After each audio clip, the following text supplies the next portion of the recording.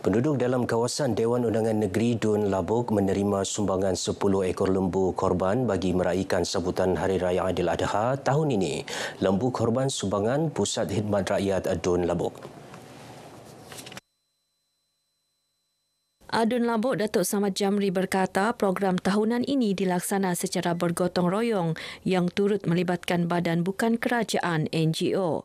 Persefahaman, kesatuan dan juga perpaduan daripada pelbagai pihak ini, di situlah ianya menggambarkan bahawa pengorbanan daripada semua pihak ini disatukan dapat memberikan kesatuan yang baik dalam melaksanakan pelbagai program. Beliau ditemui RTM dalam program Ibadah Korban 4.0 di Pekan Beluran. Alhamdulillah, syukur kepada Allah Subhanahu Wa Taala. Nampak gaya gabungan NGO begitu rapi, disusun dengan baik dan kerjasama begitu amat memuaskanlah. Amat bersyukur atas keterlibatan pada program ini. Kami melihat memang program ini amat sesuai dibuat setiap tahun kerana menggabungkan silaturahim di antara semua.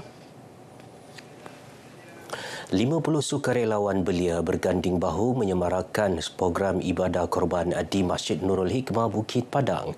Mereka terdiri mahasiswa Universiti Malaysia Sabah, UiTM Cawangan Sabah dan pelajar lepasan SPM. Menurut Yosmai Foundation, 20 ekor lembu dikorbankan dilaksana mengikut prosedur operasi standard SOP ibadah korban. Daging diagih kepada golongan asnaf dan penduduk setempat yang memerlukan. Ini selaras dengan tujuan ibadah korban yang menekankan keadilan sosial dan empati dalam masyarakat. Jabatan Penyiaran Sabah meneruskan tradisi santuni golongan memerlukan sempena Aidiladha. Ia menerusi Majlis Ibadah Korban Anjuran Masjid At-Taqwa KKM Kota Kinabalu. Majlis Ibadah Korban ini merupakan kali ke-12 dianjurkan tahun ini. 4 ekor haiwan korban, kerbau dan lembu kita ambil pada tahun ini. 2 sumbangan satu daripada Tuan Yang Terutama, yang Tuan Negeri Sabah sumbangan, dan satu lagi sumbangan dari Ketua Pemuda DRS Penampang. Daging korban ini juga diagih kepada golongan asnaf yang dikenal pasti di sekitar Penampang dan Putatan.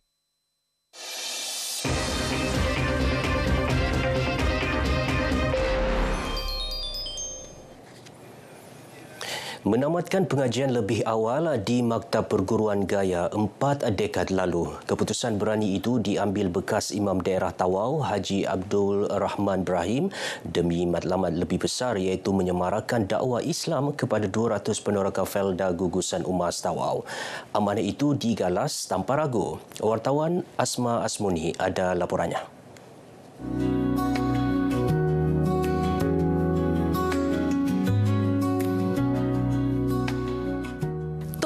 Ma'al Hijrah Perbandaran Tawau 2024 ini sentiasa menyantuni penduduk, menjalin hubungan erat dan memastikan nilai-nilai Islam berakar kuat dalam kalangan peneroka. Mengorbankan masa dan tenaga, Haji Abdul Rahman bukan sekadar mendidik, malah membentuk akhlak masyarakat. Apa dia buatkan semua untuk generasi akan datang. Mengembangkan soal agama, solat sembahyang ini kan. Dia beritahu jangan tinggal 5 waktu, solat berjemaah yang paling bagus, dan kalau belum puasa. Jadi kalau macam ulang buat yang tak betul, dia kasih betulkan baik. Tahun 1986, bermulanya perjuangan Haji Abdul Rahman bersama peneroka lain mencari dana untuk membina Sekolah Agama Rakyat SAR Felda Gugusan Umas Tawau. Ia dilakukan dengan mengambil upah proning pelepah kelapa sawit dan mendapatkan bantuan tabung 26 Felda. Mengimbau kembali usaha itu, Haji Abdul Rahman berkata mereka percaya mengumpul dana RM32,000 untuk mendirikan sebuah bangunan menempatkan 5 buah kelas.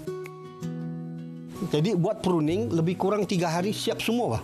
Bila siap, jadi kami dapatlah payment tu RM30,000. Jadi yang bekerja itu saya bayar separuh sama diorang. Jadi ada sisanya lebih kurang 16,000. Jadi saya majukan 16,000. Jadi diorang bagi 16,000. Adalah 32,000. Barulah saya buat itu sekolah agama tu. Bukan sekadar kemudahan infrastruktur, Haji Abdul Rahman turut menyusun silibus interaktif menggunakan gajinya untuk membayar gaji guru dan membeli kelengkapan alat tulis murid.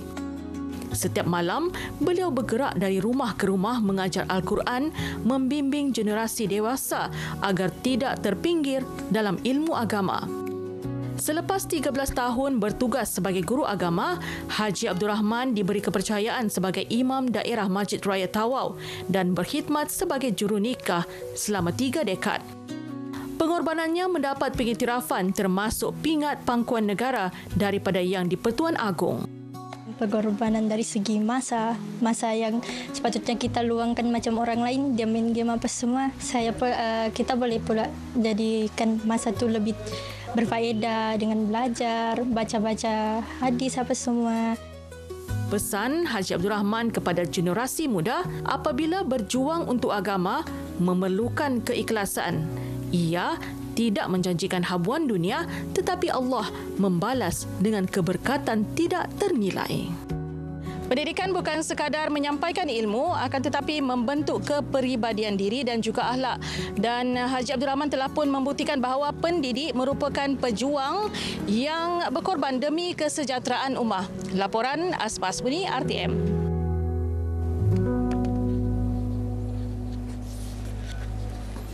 Lebih 400 penduduk daripada 8 kampung bagi zon Kilanas menghadiri taklimat dan tinjauan pengukuran program khas pengukuran tanah anak negeri Sabah Pantas. Taklimat dirasmikan Timbalan Ketua Menteri Datuk Seri Panglima Dr. Joakim Kunsalam yang juga Adun Gundasang. Dalam ucapannya, Datuk Joakim berkata taklimat ini bagi mengenal pasti keperluan asas, kebolehcapaian dan potensi risiko komuniti melalui pengumpulan data menyeluruh. Usaha itu penting bagi memastikan segala bentuk bantuan serta perancangan pembangunan dapat dilaksana secara tepat dan berkesan. Lebih 1,000 permohonan berkaitan pengukuran tanah akan diserahkan kepada Jabatan Tanah dan Ukur Daerah Ranau bagi tindakan lanjut di bawah inisiatif Pantas. Komuniti kraftangan Murut Bokan di bawah naungan Persatuan Murut Bokan kini memiliki sebuah mesin tenunan bagi menghasilkan pakaian tradisional mereka. Mesin tenunan direka khas itu merupakan bantuan Kementerian Sains, Teknologi dan Inovasi, POSTI. Majlis penyerahan disempurnakan Ahli Parlimen Pensiangan Dato' Arthur Joseph Kurup yang juga Timbalan Menteri Pertanian dan Keterjaminan Makanan di Kampung Pauh Tulit Sok. Ketika ditemui pemberita, Dato' Arthur berkata dengan mesin tenunan tersebut, proses penghasilan pakaian sebelum ini dilakukan secara manual, kini dapat dihasilkan dengan lebih cepat dan efisien. Beliau turut berterima kasih kepada MOSTI dan Yayasan Inovasi Malaysia atas kejayaan mencipta mesin tenunan tersebut. Kalau dulu sebagai contoh untuk menghasilkan kain dia mungkin mengambil masa 2 ataupun 3 minggu sebab dia sangat menggunakan tenaga kerja yang manual. Tetapi dengan mesin ini kain itu dia boleh disiapkan dalam masa 20 minit sahaja dan dia boleh buat desain rekaan dia semua melalui apps di dalam komputer. Sementara itu, Pengerusi Komuniti Kraftangan Murut Bokan, Eni Kudirong berkata penggunaan mesin tenunan itu bukan sahaja menjimatkan tenaga kerja, malah mempercepat penghasilan tenunan bagi memenuhi permintaan yang semakin meningkat. Mesin ini sangat memudahkan kami dari segi tenaga kerja dan juga penjimatan masa. Sebab sekarang ni kan kita ke arah, kami memfokuskan kami punya produk ke arah global. Jadi bila permintaan tinggi, kami perlukan kepakaran dan juga save masa, tenaga. Saya ucapkan terima kasih atas bantuan daripada YB dan kemungkinan tenunan kami akan berkembang dan kami boleh buat pasaran di mana-mana sekarang. Terima kasih. Sekejap mau bikin sama tidak lama mau tunggu bang. Kalau pakai itu manual sampai 1 bulan, 3 minggu begitu.